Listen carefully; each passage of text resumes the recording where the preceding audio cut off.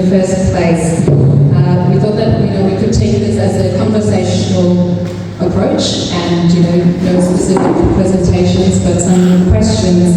And I might throw the first question just as a general question out there to all the panelists, and then we do have some specific questions for each of you.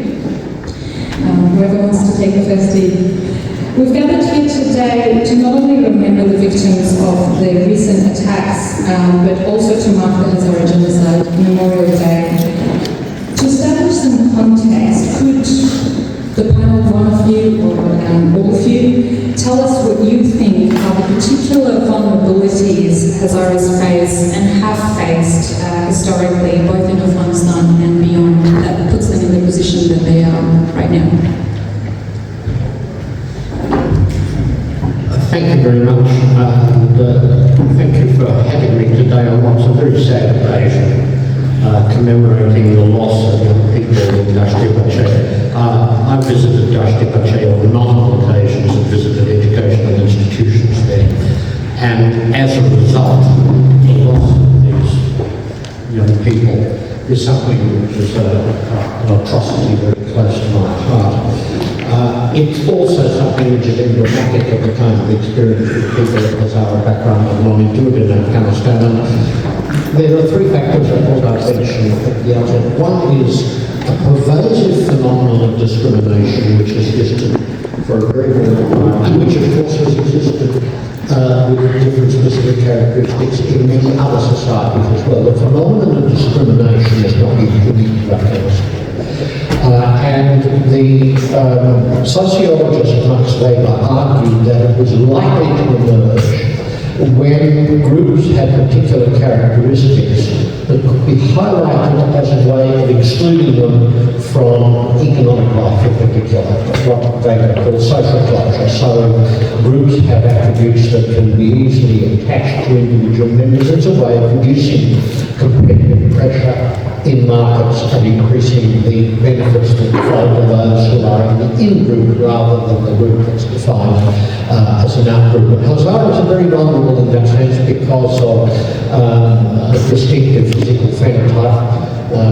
Everyone's ancestry in Afghanistan is mixed, but there's genetic evidence of Mongolian background as opposed to Southern European phenotypes that one finds in other groups. Combined with the widespread knowledge that large numbers of Hazaras are adherents of the Shiite rather than the Sunni confession, which exposes them to extreme vulnerability in extremist Sunnis obtain power and seek to make use of it. On top of this phenomenon of discrimination, which has turned up in education, employment, and all sorts of areas, there's been a very long history of direct physical attack. The canonical example then was the Hezare Wars of 1891 to 1893, which are now the focus of serious academic and political activity internationally to bring about the recognition of this particular episode as an example of historical genocide. Of course, the term genocide emerged only in the 1940s as a result of the work of the agitator Raphael Lemkin. But there's nothing that stops one reading at earlier historical episodes to see whether they match the criteria for genocide that have developed as a matter of international law as opposed to the legislation of individual states. And you don't have to have a Holocaust to have a genocide. And very often it's easy to overlook the canonical Holocaust in Nazi Germany was actually preceded by years of discrimination and marginalisation before it was actually rendered in an extermination program. And then the third factor which has been cruelly on display in the last 30 years has been the emergence of extremist radical groups, the Taliban in particular, but other groups such as Islamic State that have found space in Afghanistan as well. And very often the way in which these kind of ultra-violent groups signify their significance is by attacking the most vulnerable people they can find, which is like children come under attack, because that kind of attack not only hits the future of the community, but it also undermines whoever may be exercising or claiming to exercise the power of the state. Because one of the critical responsibilities of a state is to protect its population. And if it proves incapable of doing so, then that can undermine its legitimacy. Of course, the tragedy is that once you get really radical groups, you can let off a bomb almost anywhere and obtain that political effect. But the people who end up being targeted are those that the bombers see as distant from themselves. And that's where discrimination and historical patterns of marginalisation can feed into monumental atrocities of the sort that we saw in the College Education Centre.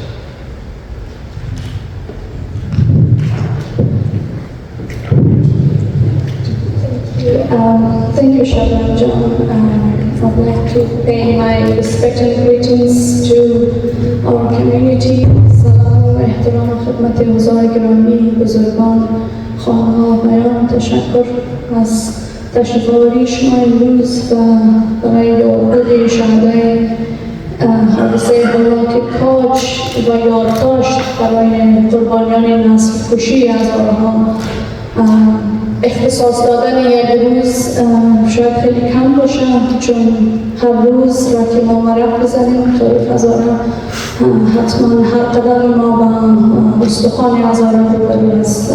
به این دلیل ما فکر ما شما یاد شهدا را و یاد قربانیان نسل کشی را باید هر روز در کارها در فعالیت‌های خود نگه داریم. تشکر از برنامه‌گذاران امروز من اختصاص دادن به این صحبت کنیم. شاید جواب برای خیلی پاسخ‌های سخت نداشته باشیم، ما کوشش میکنیم یک عمیق‌تر و شکافی کنیم، حداقل که بررسی اوضاع چی است، کجا قرار داریم و مسئولیت‌ها چی هست بر دوش شانه‌های از ما شما. Returning to your question, Shahram John, I think Professor Meili characterized the vulnerabilities of Hazaras both historically and also in the contemporary era. But for the record, as I was asked as well, I want to map out what has happened and what has continued and what has changed about the situation of the Hazaras and the vulnerability of the Hazaras. There has been recurrent massacres, enslavement, forced displacement throughout the modern and contemporary history of Afghanistan. Starting from the late 1800s, the massacre and the genocidal campaign by Abdurrahman Khan that claimed over 60%, wiping over 60% of the Hazara population. The more modern time and the Afshar massacre, whose wounds are still open, and we have survivors and family members probably in this audience as well in 1993 that claimed over 2,000 lives by Shura and Hezare and Ittihad Islami. August 1998 massacre in Mazar Sharif by the Taliban that claimed 10 to 20,000 lives in August 1998. And between 1999 to 2000, the Saripul massacre, January 2000, the Kaulal massacre that killed over 300 people, May 2000 massacre in Robatak Pass, and somewhere between Bahrain and Samarkand province, killing over 50 to 60 people in 2 different episodes. And between 2001 and 2021, during the democratization process of the so-called Republican era in Afghanistan, where Hazaras did gain their equal rights under the constitution, we have seen a chain of attacks, targeted attacks and killings, especially rise from 2014. At least 50 has been recorded of these targeted attacks. And then coming from August 2021 onward, under the current Taliban rule, over 20 incidents have been documented by the UN that covers the attack on the Hazaras. These numbers are only the tip of the iceberg. There has never been proper investigation, proper records of the numbers of victims, and these are only what we can find from official document, which we know from our networks and our contacts that it is a lot more. Apart from this directed attack and killings, what has remained the same is impunity. All the numbers that I listed, not a single person was brought to justice or held accountable that you have killed the Hazara. Regardless of the kingdom, the republic, the democracy, the international community, the UN. Nobody was held accountable for targetedly killing someone that was Hazara and it was targeted to them based on their ethnic and religious identity. So that has remained the same. Whether it was the state or the non-state actor was in power. Hazara killing remained the same, it continued. Secondly, I think the continuity about the vulnerability of Hazaras is at the economic deprivation, especially under the Taliban rule. Comparing the first Taliban rule and the second Taliban rule, we do remember from the stories of our family about the blockade of food and humanitarian relief in Hazarajat. That families, many people, hundreds of people died from starvation and they had to eat wild vegetables to survive as the Taliban blocked all the roads leading to Hazarajat to starve the population. That's happening today in this right now in a different world. Hazara population cannot access humanitarian aid, and that's the only support that the international community is sending to Afghanistan. But Hazara provinces, Hazara populated areas are being denied access to humanitarian aid. Recent report published 2-3 days ago by Etilat and Qurbaniyan recorded that how there is at least 40 different episodes or cases that populations in Daikundi were not able to access humanitarian aid as the Taliban were bringing their fighters, their supporters from Urduzgan, from other places to Daikundi, giving them the aid and then sent back. And then the population was, the Hazara population was kept out or denied of accessing. Third vulnerability, forced displacement. I'm sure some of us here are also survivors of this forced displacement. Displacement from our historical land. As soon as the Taliban took control, they started it. From Helmand, from Bandar, from Daikundi, from Urduzgan, from Mazar Sharif, Hazara villagers were evicted and the lands were grabbed and they were given less than 24 hours to leave their homes, their whatever they owned, to be displaced. These are all slightly recorded but immensely remains untold and unrecorded. And here, Afghanistan itself, a 3 to 4 million population of displaced population, but majority of whom do come from Hazara people. And fourthly, wiping Hazaras from state bureaucracy. This is not new. This happened before in the historical time, but in the 20 years at least, because of the quota system, because of the democratization process, albeit despite many discrimination, Hazaras were in different layers of state bureaucracy in the local level, in district level, and in the provincial level, and even state level. Under the Taliban rule, every person who worked for state, for bureaucracy, they're sent home. I'm not talking about people with name and politicians and people with profiles, but kitabdar, someone or somebody who takes log, even they are sent home, and they are wiping out systematically Hazaras from every layer of the state bureaucracy. And what does this mean in a country, in the current time and also in the future? You remove, you exclude an entire population from all layers of the state. And what message does this send? That you do not have a place under the tolerable reference. Yeah. On that particular note, there, John, in your research, firstly, in international criminal justice, how is the crime of genocide recognized? And then how do these atrocities that Professor Magley and Dr. Akbari have outlined over a prolonged period of more than a century, or more than a century and a half, can amount to that definition? How do we recognize these particular slow genocide as genocide?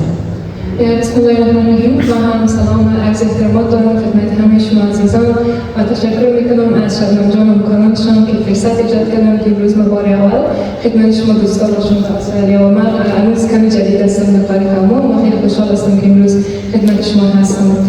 Changing back to English to answer your question, Shadman John. Crime of genocide, or the Genocide Convention, is one of the most serious crimes in international criminal law. We have 4 international crimes, and the crime of genocide is called often the crimes of crime because of its seriousness in the international criminal law. How can we determine that an act is actually a criminal? Because we have another 3 laws and 3 crimes. We have war crimes, the crimes against humanity, and also crimes of aggression that right now is being discussed a lot in terms of Russia and Ukraine. So the crime of genocide, how can we determine that the attacks against Hazaras is a crime of genocide? Everything that Professor Melly and Dr. Farhanda just mentioned is actually tells us the both mental element and also the physical element of acts of genocide. So in terms of, there are 2 tests to determine that an act has been genocide. The first one is the actus reus, which means the physical element of the crime. Unfortunately, the event of Koch proves that the Hazaras have been targeted because of their ethnicity, because of their identity as a Hazara. And similar attacks that has been systematically happening. Farhanda John told us a list of them that has been happening not only now, but from the 90s by the Taliban, and also before that, at the 10th century by the Abdurrahman and its separatists. So that's the physical act of genocide that's been happening. Hazaras have been targeted because of their ethnicity, because of their belief, because of their differences than others.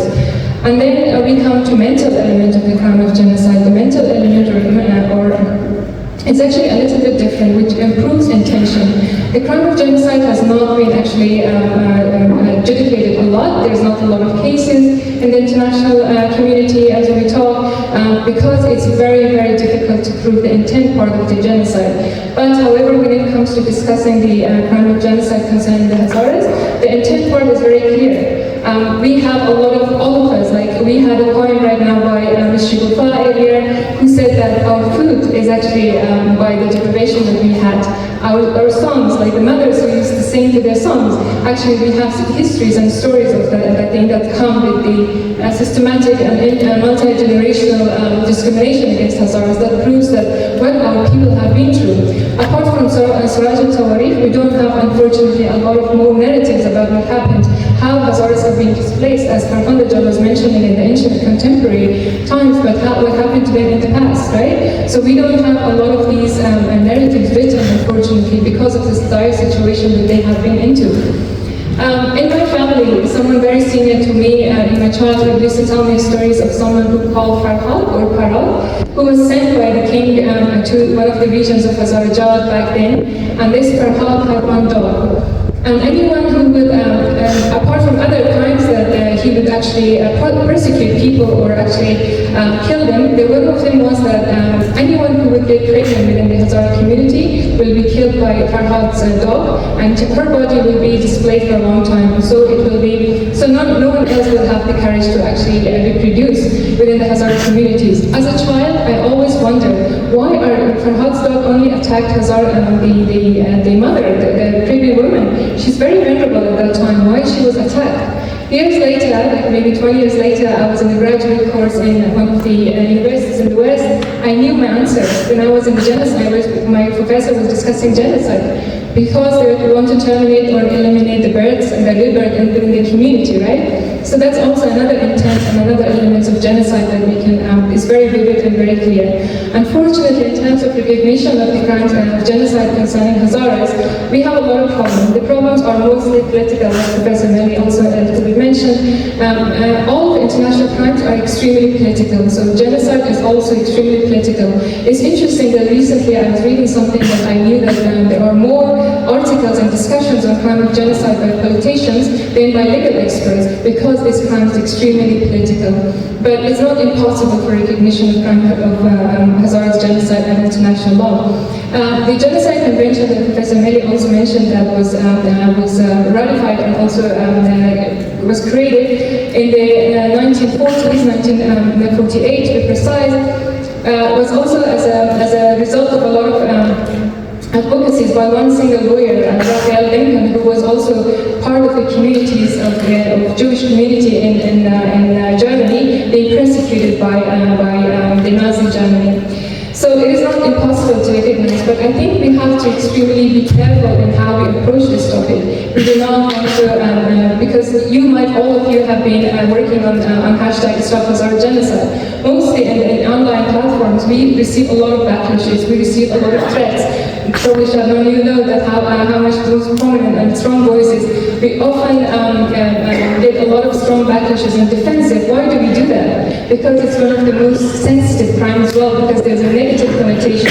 There has been reports by Amnesty International who says that Taliban has created war crimes and crimes against humanity in Kashmir and other parts of Afghanistan. There was no reactions from any community, right? But the moment we say that Stop Hazara Genocide, why there's a lot of strong reaction to that? Because of that negative connotation that it comes with that. For example, even if we call someone a terrorist, it has a lot of negative connotation that comes with that. It raises a lot of sensitivity. For us to work in the long term, as my final point, in Afghanistan, I think we have to approach this topic extremely carefully. There's a principle in international criminal law, it's called individual criminal responsibility, which means that only the person who committed the acts of genocide or that crime should be liable for that crime. We cannot actually, we have to be sensitive in what we say in our advocacy.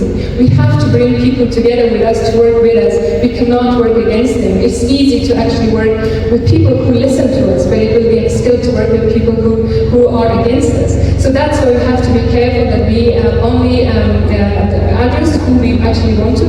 It's the Afghan states, it's Abdurrahman, and also the legacy of Abdurrahman that is now being implemented by Taliban, and also the affiliated group like the Islamic State, who are targeting Hazaras for their ethnicities. Another element, and final one I promise, is that you don't have to kill someone physically to prove a genocide. Genocide can also be proven by other acts. For example, now in Afghanistan, Taliban, a little bit the government formed before that, were removing the Farsi slogans or the banners from universities from all the street signs.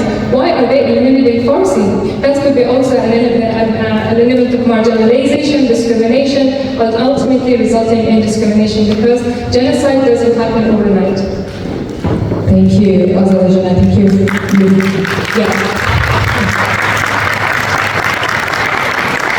You pointed to some really important issues there, and I really like your second last point there around being very careful in our advocacy, in our activism, and I think you were maybe stopping short of saying that we shouldn't blame an entire ethnicity for the genocide of Hazaras, particularly here in Australia, where yes, majority of people from Afghanistan here are Hazaras, but then we also have other ethnicities, and it creates a very complicated situation for people that we advocate to, for our politicians, representatives, when we go and say, for example, that all Pashtuns are against us or all Tajiks are against us. That generalized statement, I think, does more harm than good to our cause. Professor Mary, talking about these politics of discrimination, how have you seen them play out against Hazaras, but particularly how has the the Afghan state enabled these politics of discrimination. You referred to them a little earlier as well, and maybe building on some of what Hezare has mentioned too. Yes, we really need to focus on states when we're thinking of threats of this sort. Nietzsche once said the state is the coldest of cold monsters. And it's a warning that's worth bearing in mind. If you think back just to the point that Hezare raised, which is a very important point, and you think back to Nazi Germany, it was the instrumentalities of the states had a number of problems or attributes, particularly on display in Afghanistan, that can be very dangerous for minority groups. One is that the states can be captured by violent groups, who may not necessarily be majority groups themselves. Afghanistan was once described as a nation of minorities by the white Minister Jawad, and I think that's pretty accurate. But that doesn't mean that you can't find states being captured by political groups that have agendas that they then want to pursue. Quotas for access to education and employment being one very obvious mechanism by which one set political actors can try to promote their supporters and marginalise people who don't care for them very much. In addition to that, even if states are not captured by a particular group, they can be very poorly structured and organised if one's objective is to provide protection for minority groups and prevent abuses of power from taking place. This is not just a problem in Afghanistan, it's a wider problem of institutional design, that you can have state structures that centralise power far too much. Or state structures that lack checks and balances to prevent the abuse of power by individual players, even if the state is not especially centralised. Afghanistan arguably after 2001 got the worst of all worlds because it had a strongly presidential system in a unitary state. And a country with over 50 different identified ethnic groups, probably not a good idea to have a political system that's going to create one big winner and 50 different losers. That's not a good idea. And yet the thrust was very much to have a unitary and a presidential system rather than a decentralised and parliamentary system, which might have offered places in the sun for a much wider range of actors and constituted a framework of checks and balances. So you have problems of institutional design. And that is allied with another problem which I think also came into play in Afghanistan, which is that if you set out to build a strong state, a state with a lot of power, rather than a state with about 6 to 8 ministries that will do a few things reasonably well, the danger is that all the political actors who have crystallised will feel that they need to secure monopoly control of the new state lest someone else get it. And that means that the agenda of building a powerful central state actually fuels political conflict. It pours petrol on the fire. And that can then have spin-off effects which can be extremely detrimental to people who become the meat of the sandwich. Often these consequences are unintended, they're not necessarily foreseen as what's likely to follow. But when I looked at the constitution building process, from about the Bonn Conference in 2001 up to the finalisation of the Constitution in 2004, I was shuddering most of the time because I had terrible fears about what kind of incentive structures would be put in place for the functioning of the political system thereafter, and a lot of my fears came to the surface. Just as a follow-up to that, I suppose, given that the particular violence or discrimination against Hazaras is very much in the foundation of Afghanistan being built as a nation back in the 1880s, what needs to change, not just in state institutions, but in the psyche of its people, its very different people, to move forward? Well, I wouldn't overestimate the ease with which one can change the popular psyche, because it's not just a product of longer-term dispositions that you can try to address in the future through education programs and things like that.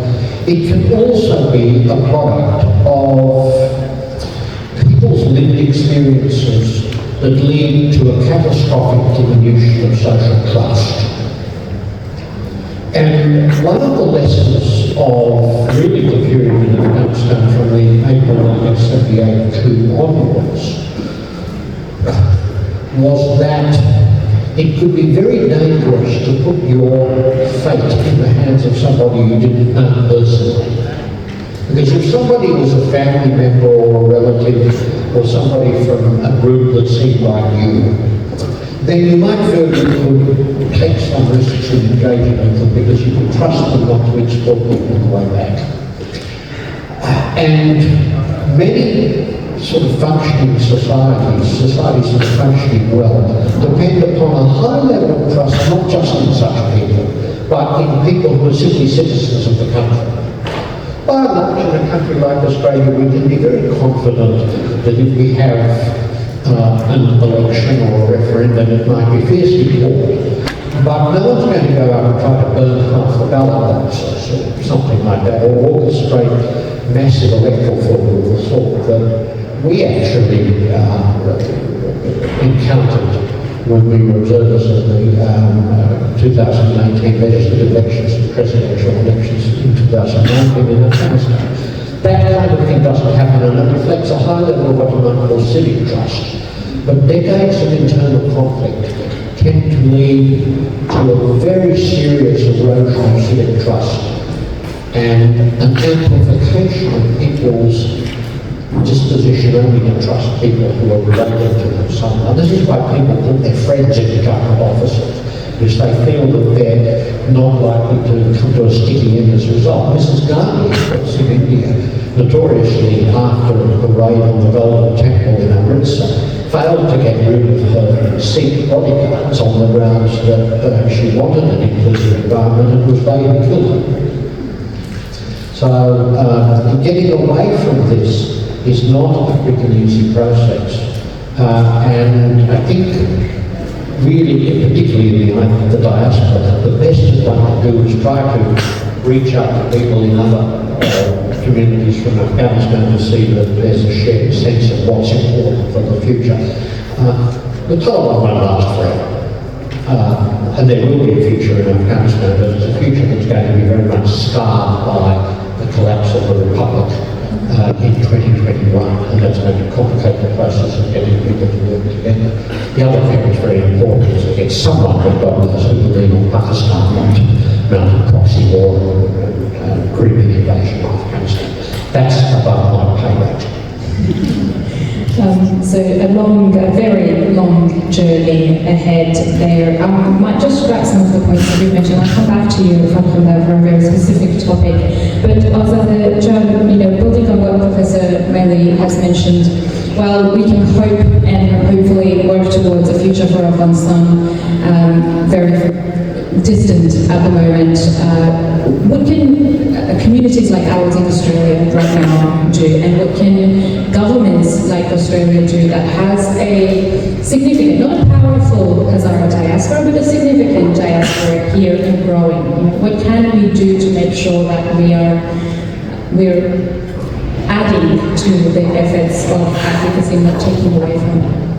Yeah, thank you so much, John. I think that's a very vital question that we all need to ask ourselves, especially in events like this. So the Genocide Convention of 1948, if I remember correctly, Professor Melly, 1948, they also has a positive obligation of the states, whoever has ratified that. So Australia is a member, is a state party to the Genocide Convention of 1948, and there is a positive obligation on Australia. The genocide obliges any member states to the convention to prevent and punish the crimes of genocide. So there's an obligation there by the Genocide Convention that we have. What can we do specifically to hold people who committed genocide accountable as a diaspora group? I believe in the diaspora group, you're being very humble, Shaman John, looking from outside. The diaspora group in Australia, I think, is one of the strongest diaspora around the world, and I really applaud you all for such a sense of community and harmony and coming together to response of each attack that has been happening in Afghanistan. That's very important. And also the divide in the Stop Hezare genocide, I think it got, if I'm not mistaken, over 1 million hashtags last year. So that, I applaud you all for that. I mean, I give you a significant comments for that, because it has been coming from Australia, the majority of them. So what can we do specifically? You have started the platform. I know that the way ahead is extremely long, but we should never be disappointed by that. We have to be determined in what we want to do. There's another principle in international criminal law which is called universal jurisdiction. The principle of universal jurisdiction means that any person, any individual who have committed international crimes, no matter in which country, no matter against who, they should be prosecuted, they should be investigated. That principle is also recognized in Australia. So what you can do is that you have to approach within your community members, with your MPs, to actually go ahead and mobilize them in terms of politically. As I said, international criminal law is extremely political. Unfortunately, in terms of intervening and preventing and punishing crime of genocide, there might not be a lot of political appetite. It might not be in the priorities of a lot of states right now to recognize the Hezare genocide, as clear as it is, but however, we should never be disappointed by these problems. So universal jurisdiction, what we can do, there's another, with the technology that's been advancing, as Farhad mentioned, that the Taliban has committed way more crimes in the 90s, like right now, but they have not been documented. So what we can do, there's a called open source investigation. So open source investigation means that all this, any of us go to Twitter or Facebook and also being in touch with their communities back home, we come across a lot of hard-line news that's been happening back home, right? All these videos that are coming out, the Taliban is killing people, harassing women on the street, harassing men on the street. We have to document them. What is absent here? We need to create this platform to document them. There has been a little, some small segregated efforts in Europe and also in Canada to document these videos, to document these atrocities, but that's not enough in the scale of the crimes that's been happening in Afghanistan. So we have to create that platform, and we have to document these crimes, and we have to identify who are the individuals that we want to hold accountable, and also victim survivors mobilization. Unfortunately, even tonight among us, we might have people who have been affected directly by these attacks, or members of their families or communities. We have to identify them, and we have to bring them together. Australia can be a very interesting place to start. I think, although there is a lot of political elements involved, but last week on Thursday, if I'm not mistaken, the Australian Centre for International Justice released a policy which is calling for the Australian government to create a special investigative unit within the federal prosecutor to investigate international crimes. Apart from the Hezare communities, Australia is also home to a large number of Yazidis and other people who have been, the Rohingya people who have gone similar, unfortunately, black history. So I think that will be a very, very good approach for us to join this call with this center. And as a last point, I wanted to say that justice denied, just sometimes they say that justice delayed is justice denied, but in terms of us, we have a really long way ahead. It should be delayed perhaps, but it should never be denied. We have to actively seek for that. And there has been a successful case, a lot of cases, especially in Germany right now, but there has been 2 cases in the Netherlands and Holland concerning one of the former member of the Najibullah government who were residing in the Netherlands, and he was identified by Afghan diaspora groups in the Netherlands, and he was investigated. It took a long time, over 10 years, but eventually he was convicted for war crimes and crimes against humanity because he was head of presence of Najibullah. So such things could happen in Australia too, and for that we need a stronger platform, all of us to come together and So working more determined, in a more determined fashion, in a more strategic fashion there. Thank you, Azerbaijan. I've got one more question for Farhad specifically, and then I'll open the floor for questions from the audience, I promise. Your research and your work right now focuses on gender specifically. For Hezare women, how does the intersectionality of ethnicity and gender create a compounding effect and puts them at greater risk? And how can we talk about that more elaborately? Thank you, Shabnam, for a really important question. First thing, I'm very happy today that there's 3 women in this panel, being the minority, which is very rare, and this is where the problem is. We speak about Afghanistan and then the Hazaras in particular, patriarchy and persecution.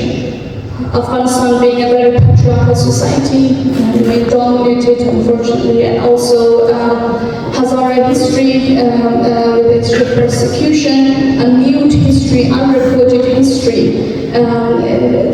There are missing information and missing facts and figures, but what has been very invisible in history of Hazaras and in the presence of Hazaras is the Hazara women. The plight of Hazara women. What has happened to them? There is no recorded story. Everything, whichever limited sources that we have, it is never from a gender lens that shows the vulnerability of a Hazara woman. But we have seen, fortunately, which is a celebrated characteristics of our communities, the role of women are being visible. But that does not mean that their voices are visible and heard. And that's something that we as a community need to really build on. We have a long way ahead. I think we explored some of the challenges today, the history of persecution and the road to justice. But we cannot do this without participation, meaningful participation of Hazara women. The plight of Hazara women remains a black box in the history of Hazaras in every aspect. But also, what makes Hazara women in that intersectionality of vulnerability and discrimination is their very visible participation in the last 20 years. What is happening to those Hazara girls who were police women, who work for the intelligence?